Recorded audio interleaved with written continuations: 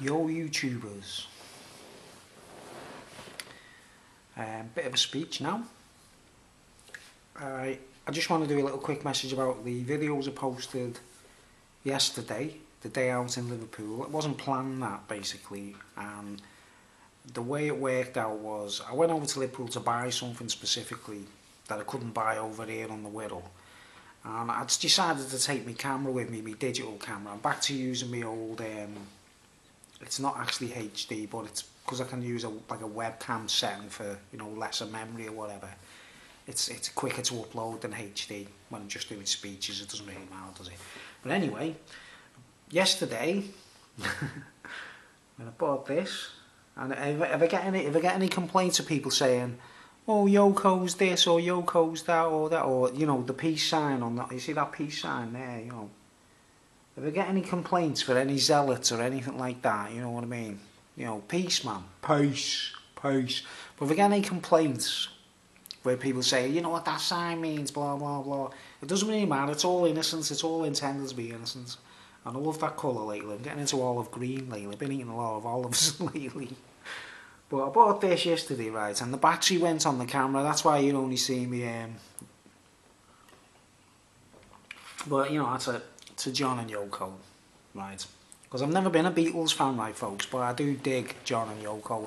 I know people will hate me for saying that, but years ago I didn't used to like Yoko. You know what I mean? I was quite rude and quite impolite, right, just like everyone else. And then I grew up and realised where I was going wrong, you know, listening to the media and all that kind of stuff. So that's to cut that one out the way, you know, in case anyone gives me stick for saying, oh, Yoko this and Yoko that, you know. Oh, I'm sick of hearing it, like.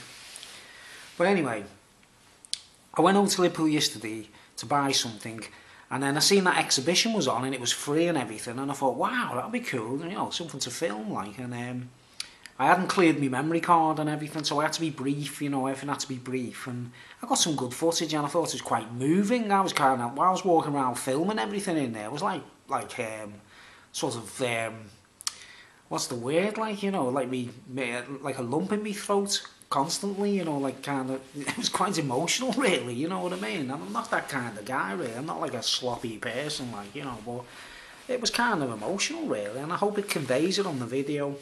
And what happened was, at the end of it, when I was pouring the cup of tea, I actually had a flask of tea with me, so I thought that was cool. I bought a cup there, you know, only £3.50. Made up. Isn't that lovely? Lovely picture as well. But anyway, I'm not a Beatles fan, but I'm a John and Yoko fan, you know what I mean? I like the ethics of what they stood for and everything. I know people might argue with me about it, like. But anyway, the battery went on my camera while I was pouring the cup of tea, you know what I mean? But it was crazy having a drink of tea in Liverpool from a brand new in Liverpool. And what was strange was the last couple of days, the last few days, like I say, the last 2 weeks or so, I've been going through all my VHS collection, and I actually found a videotape that said the John Lennon night, which was a Channel 4 did a dedication to John Lennon, just loads of documentaries and, you know, things relating to John Lennon, and I recorded most of it, so it's all on VHS tape, which I took a couple of clips from, and I was going to put them on my channel and, you know, like upload little clips and that about John and Yoko kind of thing. And so what was weird was I went over to Liverpool and I saw that exhibition. I didn't know it was actually on or anything. I didn't know anything about it. Apart, as soon as I seen that poster by the Albert Dock, I was like, wow, that'll be interesting, and it's free as well. So I hope people out there, I know I got a couple of people saying they enjoyed watching that, you know what I mean, because it's kind of moving, I think, like. If you're not a robot and you haven't been like taken over by your smartphones yet, you might have a little bit of a heart left, you know, you might not understand it, like, I don't know. Everyone's got a bit of a dove in them, haven't they, you know what I mean? But like, that's what anyway. And I've got a song about John and Yoko which I've never recorded. I wrote it in 2005 actually. It's a kind of song about them. It's not like specifically mentioning them or anything. It's kind of like poignant, and I was after material to do. I've never actually recorded the song, which will sound like John Lennon and be in the style of John Lennon. But it's my song and it's dedicated to them too. And it was weird. I was looking through one of my books and I found the lyrics in you know, in one of my books there the other night, and so there was a John and Yoko theme in my head, you know. I was been transferring videos and stuff like that, and I go over to Liverpool and see that, you know. I didn't know all that stuff was there. There's all kinds of souvenirs and drawings, and you know, John Lennon's. I mean, it's a crazy thought, isn't it? John Lennon's guitar and stuff, and his T-shirts or whatever, all over there in Liverpool, just a couple of miles away, like. And I didn't know all that was going on. You know what I mean? That's what's crazy about it. So I did that little video anyway. It was a bit of an unexpected. That was not meant to be done. You know what I mean? And the reason I put it up in pieces, in clips, instead of one big thing is because my Sony Vegas is only like a basic version, right? And when I tried to upload that new HD camera, when I tried to put videos into Sony Vegas to, you know, to transfer them, to join them up, it wouldn't accept the format because it's too advanced. My Sony Vegas is too old, basically. So I couldn't link them all together and do it like one film, do you get me? So I did it in clips. So if anyone's wondering why I did that, I'll just explain myself there, right? So anyway, like a cup of tea, and green tea and echinacea tea mixed. It's green tea and echinacea, what I'm drinking yesterday, actually.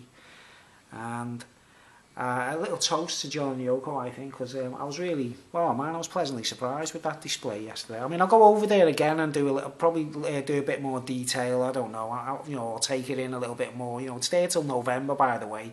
If anyone's interested in going over, like, it's on the seafront, you know, on the waterfront, the Liverpool Museum, and it's kind of nice. You know what I mean? I think it's, you know, I think Yoko's making a statement. And, you know, kind of making a stance, I suppose, you know, because a lot of people don't like it, do they, you know what I mean? You know, I never used to, guys. I used to think all those same things, what people think, and I grew up, basically. I grew up and I realised, oh, man, what am I thinking? What am I doing? You know, there's a fine line between cruelty, isn't it, and just being a twat, basically, you know what I mean? And most people are twats, aren't they? They'll complain about anything, like. But anyway, enough said about that. So that's why it ends suddenly, you know what I mean? I was pouring a drink, and the actual memory card ran out, so I had to get back and clean the card and all that business. So I hope you enjoyed that video. So back to today's adventure, today's speech. I've got a couple of friends out there on YouTube who, like, they specifically were interested in my video about gang stalking, right, folks? And you know, the videos I put up, there's like, I mean, there's a whole series, isn't there, of speeches about gang stalkers. Well, I've always felt like I'm being gang stalked or someone's harassing me, let's put it that way. Since school, since I had the Sex Pistols written on my bag in school, I always felt like I was being harassed, because obviously you're anti-establishment, aren't you, once you start listening to the Sex Pistols and stuff, you know. So a couple of my friends that are out there on YouTube, they, you know, specifically watch me videos because of the serious stuff, right? And I'll tell you why I put my music up and things like that in my videos. It's like I say, it's the YouTube algorithm. You know, bots can't impersonate that, can they? Bots can't impersonate, you know, like a bit of like articulate guitar playing or whatever, those little personal touches in music. Bots can't impersonate all that, and that's why I throw music in between things, folks. I don't try and sell nothing. Nothing's for sale. I don't make any money doing advertising or nothing like that. It's all advice for people on a low budget, right? And the other main reason, I think, if I didn't put me music vids up in between my speeches, I think the bots would have a field day with me, you know what I mean? Whatever they are, like, there's definitely some kind of AI thingy, you know, going on. So I test the algorithm, don't I, with cover versions and little things like that, or I put pieces of, you know, adverts up or something. And if the algorithm recognises a piece of music straight away, we're talking about some kind of alien technology, really, like. So there's a little bit of both, really. But I don't make any money on my channel as well, remember, folks. It's all kind of free. Everything's free. But anyway, after yesterday's lovely, peaceful kind of love dove frequency that everyone, I'm sure anyone who's normal would have got it there, like, you know, from that video. I thought it was nice. I want to talk about a gang stalking principle, right? Because you know, like I say, he's one of my viewers. He's very serious about gang stalking. He's obviously being harassed and stuff, like. But I thought we had a little point. We were talking to each other on a couple of comments about the way a lot of the gang stalkers can be manipulated themselves. They're all actually, they're either backwards. You know, when I say backwards, a bit slow in the head, a bit, you know. I don't want to sound rude when I say spazzies or anything like that, but you know what I mean. Like, easily manipulated, right? Now, most of them kind of people go to care homes and schools, or they live on board, living boarding in like these like supposedly rest homes or hospitals, or they're designed to look after kids like that, or adults with learning difficulty, right? But I know for a fact that some of these organisations use the kids like soldiers, right? You know what I mean? Like, speaking of which, look, I don't want to be a soldier. I don't want to be a soldier. Now, someone volunteers to be a military man, right, or signs on the dotted line and joins the military, and they get paid. It's called on the payroll, right? That's fair enough, isn't it? It's better the devil you know than the devil you don't know, isn't it, right? But you've got people around you who are meant to be like either sort of special kids or autistic or whatever, and they're being used like spies and agents because they basically can't say no. They're just gonna, because I think like like the army and people like that, they use people who are autistic because of one reason, right, folks? One of the main traits of autism is no compassion. If you trained an autistic person to be a super soldier and you told them to aim a gun at someone's head and pull the trigger, they'll do it without thinking about it. You understand? It's not that they're evil. They just don't have that little bit of compassion in the brains. They're insensitive. Do you understand? And suppose it goes the same for like gang stalking. If we wanted to get a load of people, say I was the teacher of a school and they were all kind of learning difficulties, say 30 odd, 40 odd year olds, and they've all got the mental age of 10 or something, right? Or they're autistic or whatever. They can be easily manipulated, and all you got to do is say something like, "You're my little special soldier, you don't pat them on the head," and they'll go, "Yeah, yeah, yeah," and they'll do whatever they're told to do. You know what I'm saying? It's a horrible thought, but I'm sure organisations do that, and obviously they're not like officially military, so they don't have to pay them, do they? You know what I mean? They don't even have to pay them, do they? If you're gonna get some like spacker kid or some spazzy kid to go, "I want you to keep an eye on so and so, follow them around with your phone and film them or whatever," like, and they're gonna go, "Yes, sir, we'll do it right away, sir." They're very easily manipulated, right? Now, I've got a bit of proof about like my spin on like what I've seen evidence of something bizarre going on, right, in one of those homes, right, one of those places. It goes back to, it's another issue altogether, right? It's like, I'll show you a picture of, there he is there. There's my dog, Duke, right? He's dead, that's Duke, the dog I keep talking about, or, when I go out busking, I'm going to be called number one on a dog, by the way, because he's my best friend. He's dead. And he still helps me, he still barks to me through other dogs and all kinds of stuff, you know what I mean? He's still around, like, he's my best mate, you know what I mean? He's my best friend. Right, but that dog, ugly as he is, like, I mean, he's ugly, mate, but he was just, he wasn't a nice dog at all, he was naughty to everyone, right? But he was my best friend. I actually made friends with him, right, and it was like a pact, and once we made friends, and I don't mean just treating him like a pet, he was me buddy, you know what I mean? But anyway, I went through this period where I'd let him like off the lead and follow him, right, folks?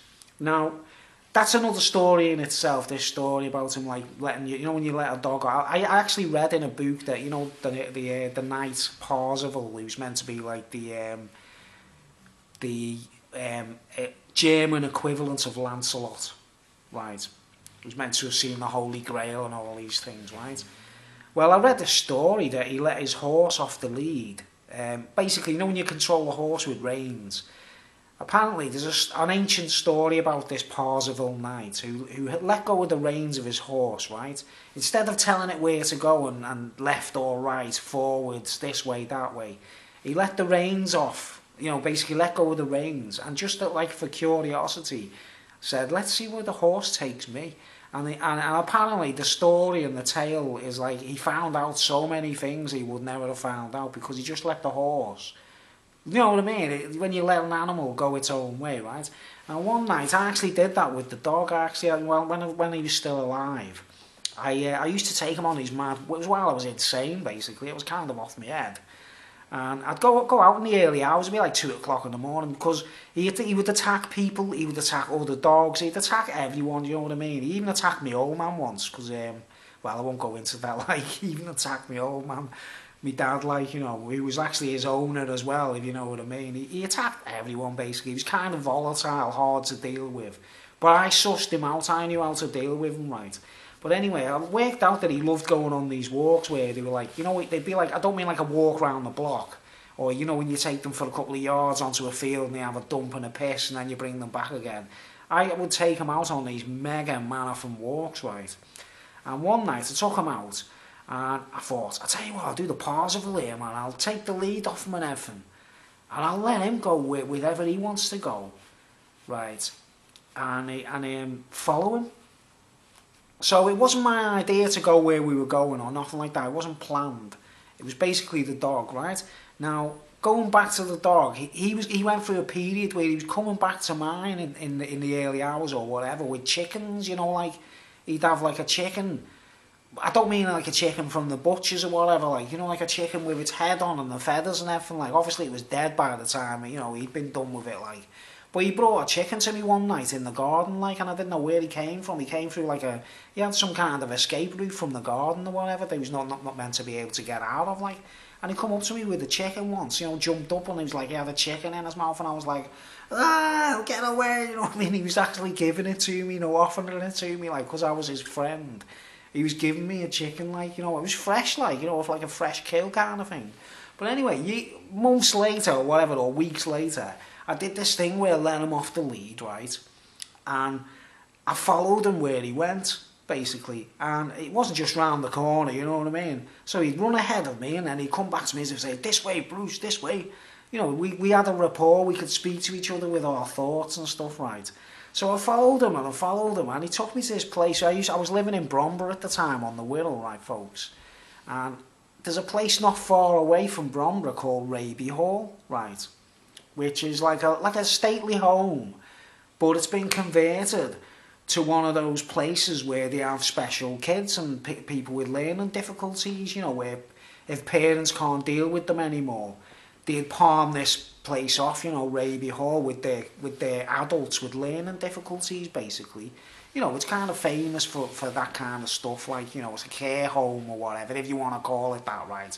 But anyway, me following my dog in the early hours, right, in the wee small hours, it was about 3 o'clock in the morning, something like that.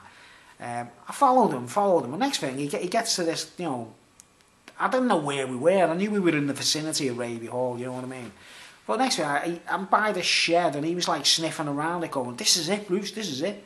And I was like, what are you trying to show me? You know, it looked like a shed to me at first, you know, because it was in the dark, you know what I mean? And then I just heard like, bark, bark, bark, bark, inside, you know, inside the shed. And it was a chicken coop. It was actually the chicken coop. But he was showing me where his... he was showing me where his stash was, man, you know what I mean? He was actually like, you know, it's like your best friend giving you, like, buying you a drink or sharing the best weed with you or whatever, like. He showed me where he got his chickens from that night, you know what I mean? Right. You know, as if, like, I was a dog or something and it would have meant something to me, like. Because obviously he was actually, whenever we let him out on his own, he must have gone there and he was nicking chickens. He was like a fox, you know like the way foxes break into farms and steal the chickens, right? So I was like thinking, wow, he's showed me where all these chickens are from. And then I looked around, I was like, where are we? Where is this, like? And it was actually Raby Hall, right? So, because it was, you know, it was late at night and everyone was supposed to be in bed, right? But I don't know, it must be 3 to 4 o'clock in the morning, right, folks? And because, like, he showed me where he got his chickens or whatever, and I was like, nice one, Duke, you know, thanks for that, like, I appreciate that, you know. Then we sort of walked out away from the chicken coop, and I was like, in the confines of the actual, the Raby Hall grounds, you know, like the car park kind of thing.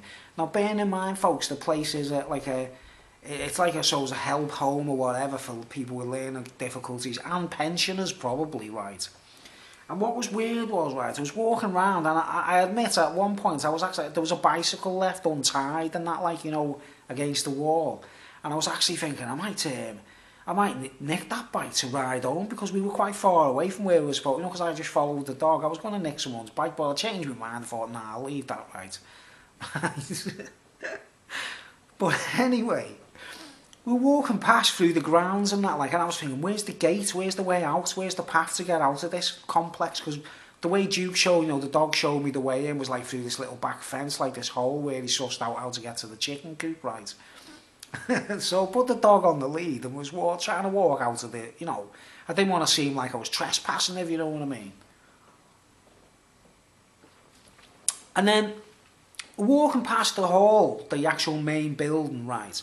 And that, like, when you go past like old people's homes and things like that, and if the curtains are open, they have like what they call the rest room, where there's loads of chairs around the edge of the wall, and there'll be a space in the middle, like the carpet is like in the middle, like a big space where everyone can either dance or whatever they do, they put music on for them or whatever. They usually dance to pianos and things like that, don't they, in the old people's homes, right? Well, in this thing, it was like where the rest room was. The curtains were closed, right, because it was night time, right? If you can understand that, everyone draws the curtains, right?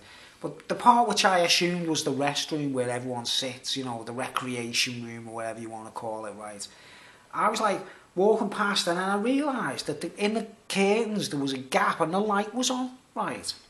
And remember, I'm not supposed to be there, folks. No one knows I'm there, and I'm only there because I followed the dog, right?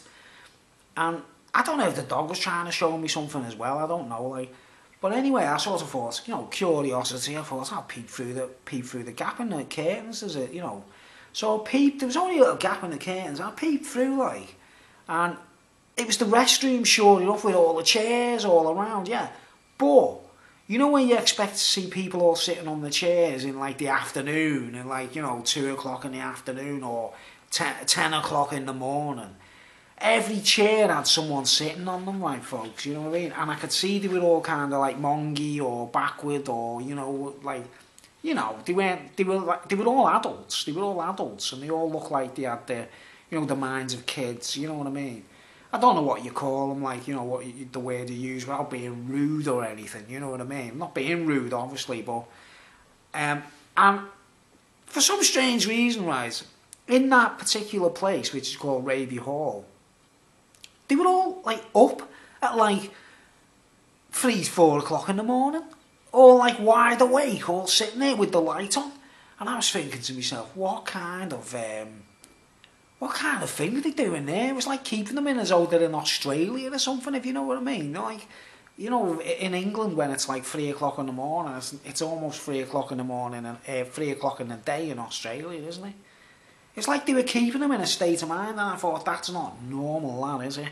That's a bit abnormal, that, like, it's a bit strange. And, I did have a good look, like, and I could see they were all talking to each other. They were all full of beans, all sitting there, all chatting to each other. Or, like, as if it was daytime. So, I just thought, like, I'm interested to, basically, I sort of left a bit, I'd seen that, right, and I thought, wow. That is very strange, that, isn't it? Keeping people awake all night. It's like they kept them awake all night.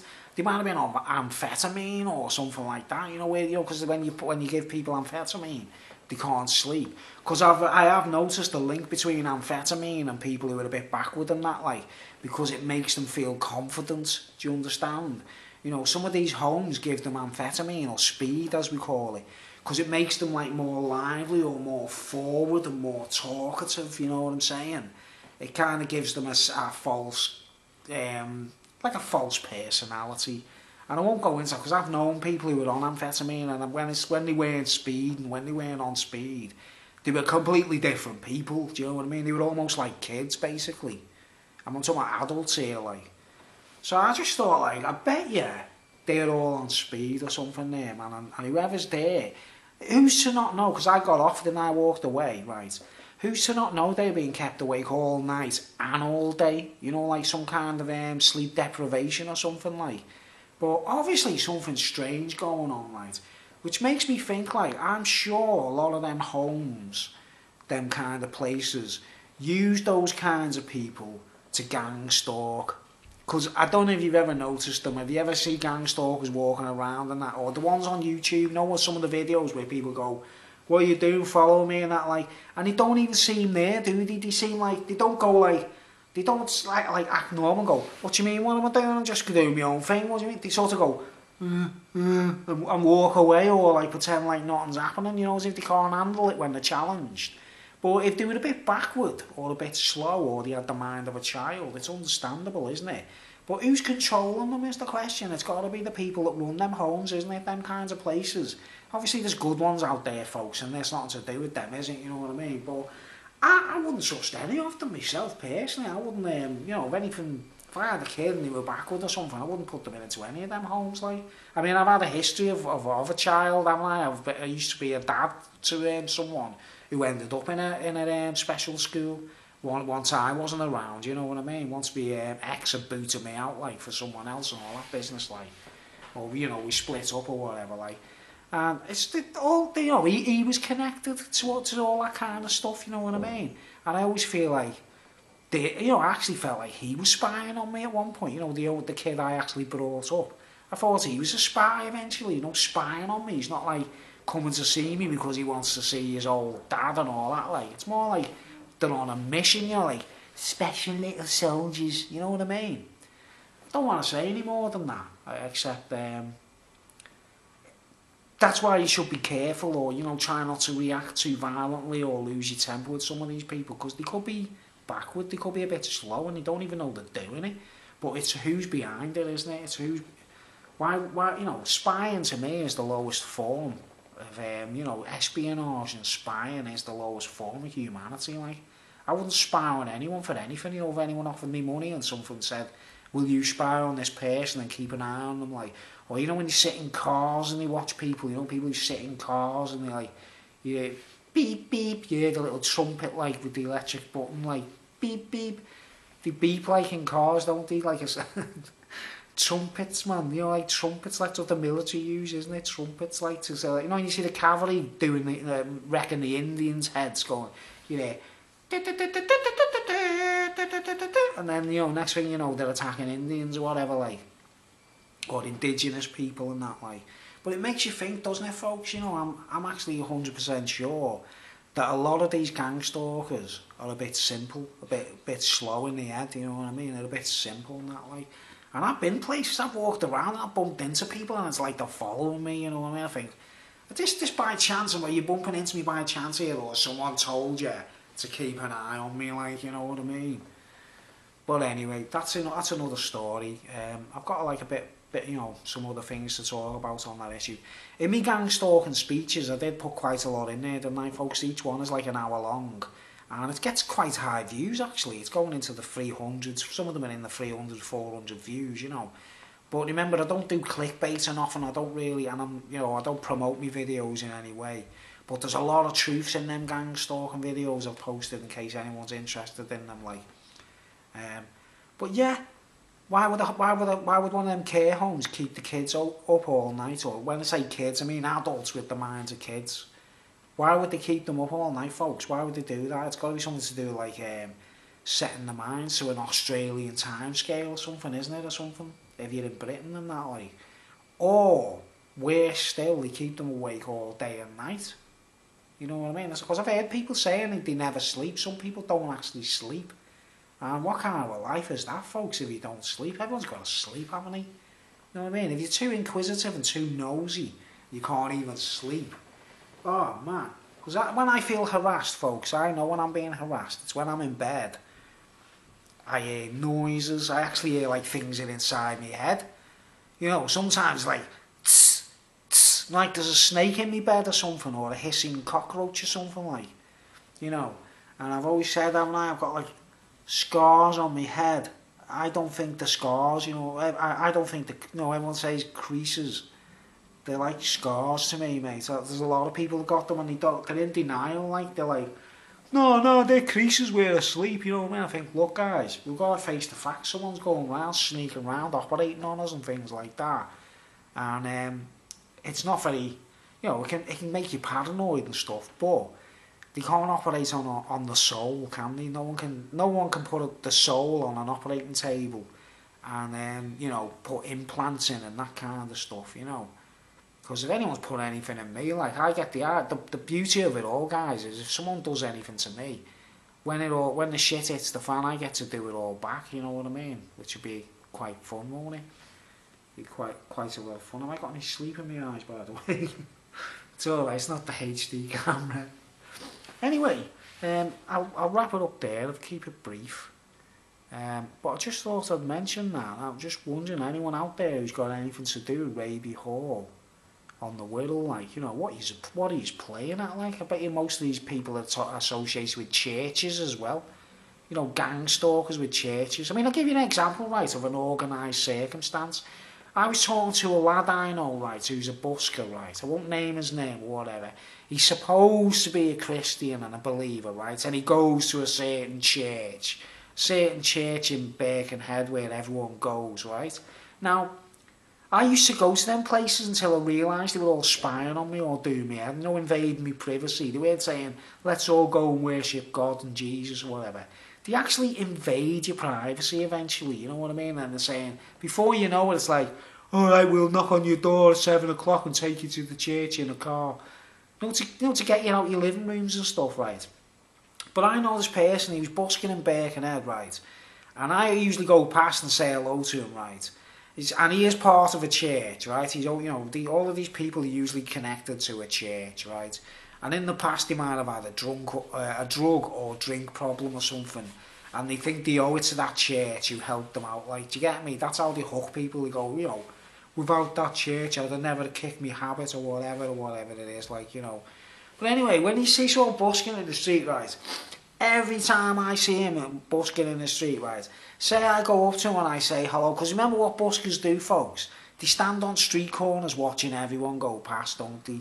You know, they're basically cameras, aren't they? If they don't need the money and they're not desperate or whatever. You know, a real busker busks because it's his only form of income, isn't it? You don't busk if you're on social security or your mum and dad's got money and all that kind of stuff.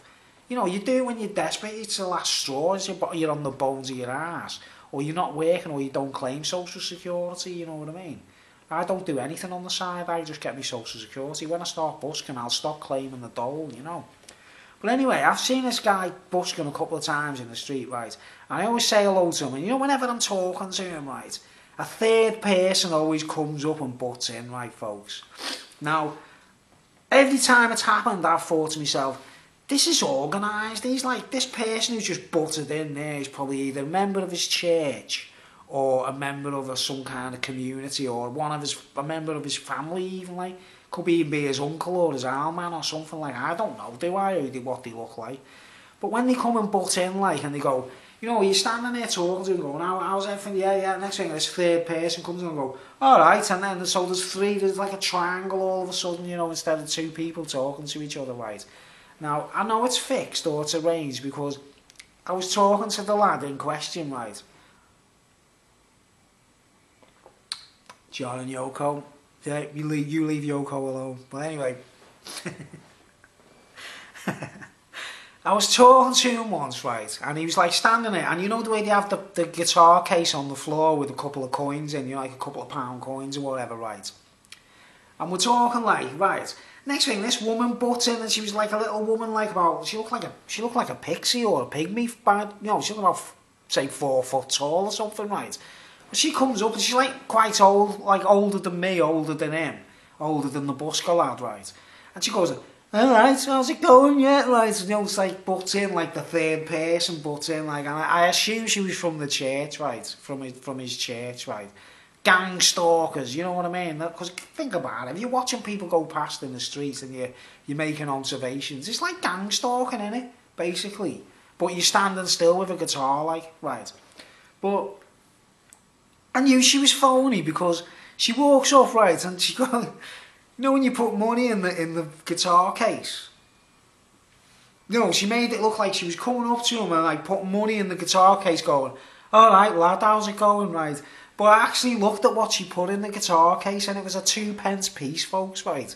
Now, this day and age, right? 2p, have I got a 2p piece in my pocket, like? I don't know, like 2p, right? 2p to a busker man, especially this day and age. No, I haven't got a 2p piece, like, but I've got a penny. But it's two of them, right? And that's the lowest. And it's got the Queen's head on as well, hasn't it, right? It's a penny, even if whether it's a penny or a £20 note or a £50 note, it's got the Queen's head on it, hasn't it, right?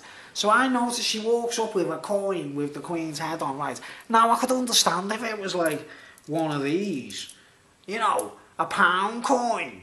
You could understand it, couldn't you, when someone approaches a busker with a £1 coin and drops it in the thing, because £1 is quite a lot. They all add up, don't they? Every busker out there, if someone gives you a £1 coin, that's a day these days. It's kind of like it's like a penny, really, isn't it? Someone might give you a tenner or a fiver. I know when I go up to the homeless people in the streets, I'll give them a fiver or a tenner. Sometimes a handful of coins, it'll be like £3 or £4 in or something. I don't go up to someone and go like, here's 2p, like, you know what I mean? But this woman comes up and I watch what she dropped in the thing in his guitar case on the floor. It was a 2p coin, right? I was like, but it's going to have the Queen's head on, and on the other side, Prince Charles's three ostrich feathers, isn't it, on a 2p, you know what I mean?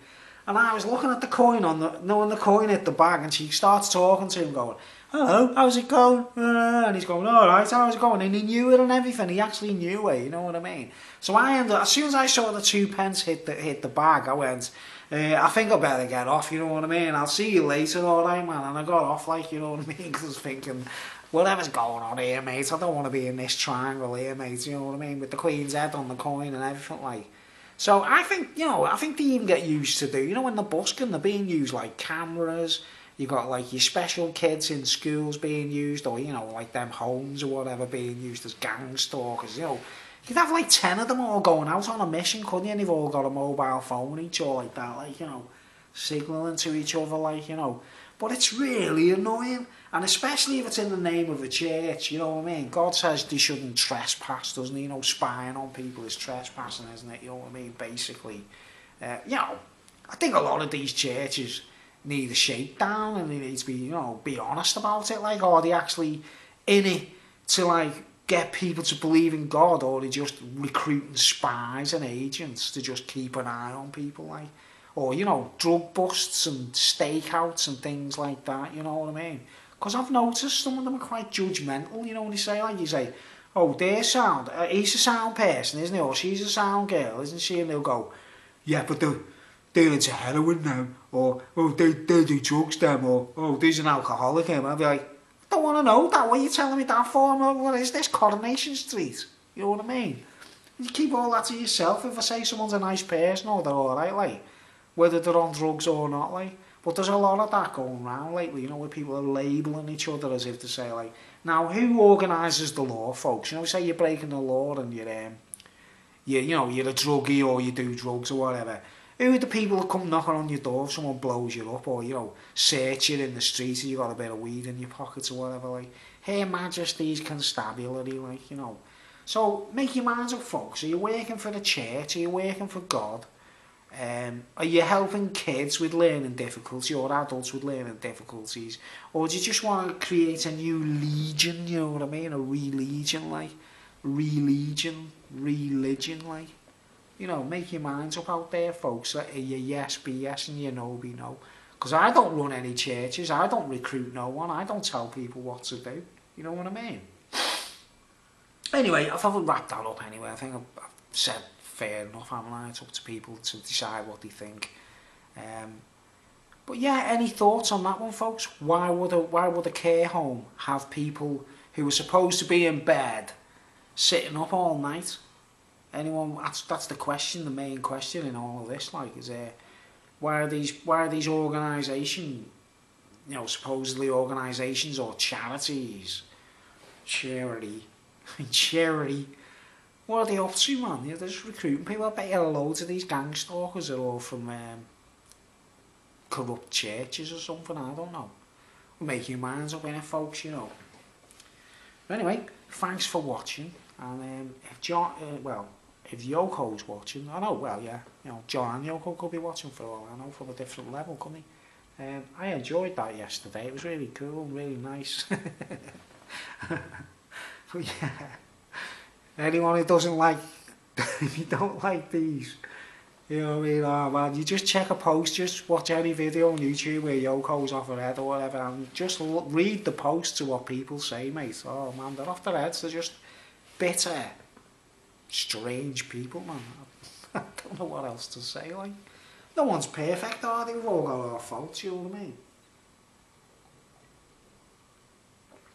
Well, I didn't know, so it's got writing on the bottom. Wow, look at that. It's got John Lennon's signature on it, like, you gotta hold it left-handed.